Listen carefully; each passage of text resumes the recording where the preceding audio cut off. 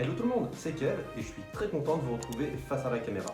Aujourd'hui, l'heure est grave. Évidemment, la crise sanitaire bat son plein au moment où j'enregistre cette vidéo. Mais ce dont on va parler aujourd'hui fait suite aux conséquences du Covid-19. En fait, on peut réellement parler de dommages collatéraux. C'est un secret pour personne. La plupart des salles de musculation sont en ce moment fermées en raison de cette crise sanitaire. En revanche, ce que l'on ne sait pas forcément, c'est quand est-ce que ces salles vont réouvrir.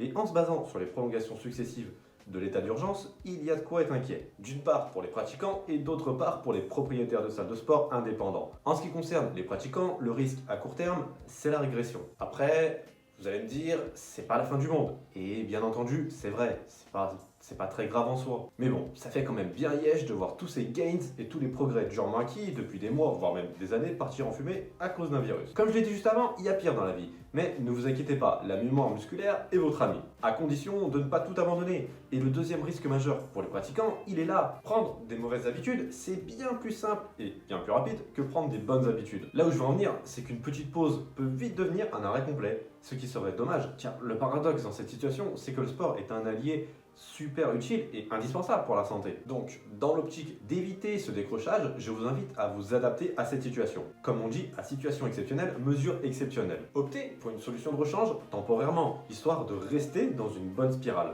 Pour ça, vous avez plusieurs solutions. Le home gym, l'entraînement au poids du corps, les élastiques ou encore le cardio de façon individuelle évidemment. Même si j'avoue que ce ne sont pas des façons optimales de s'entraîner, c'est toujours mieux que rien. Maintenant, en ce qui concerne la problématique des propriétaires de salles de sport, là c'est un peu plus complexe. Pour vivre, ils ont besoin d'adhérents. On est d'accord. Et sans ça, c'est la banqueroute qui s'annonce. Alors autant la plupart des salles ont réussi à subsister durant le premier confinement, notamment grâce à leur trésorerie, aux aides de l'État ou encore grâce aux dons. Mais autant là, pour ce nouveau confinement, c'est le flou le plus total sur leur avenir et leur survie. En effet, on parle d'état d'urgence et de possible confinement jusqu'en février.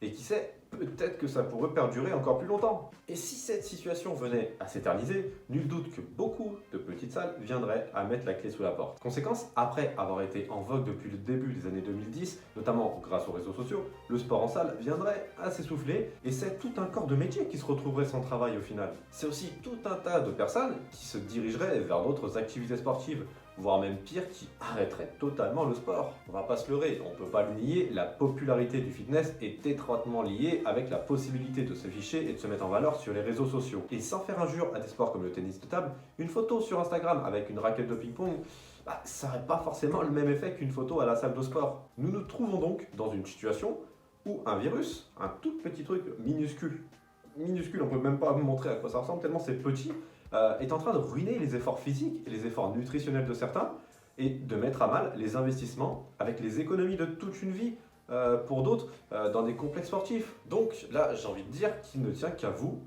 il ne tient qu'à nous de faire face à cette crise. Et pour ça, le mieux, c'est de continuer à s'entraîner de son côté avec le peu qu'on a et pourquoi pas de soutenir sa salle en continuant à payer les cotisations et éventuellement en faisant des dons. La survie des salles dépend en partie de nous, des adhérents. Voilà, ça va être tout pour aujourd'hui et cette vidéo.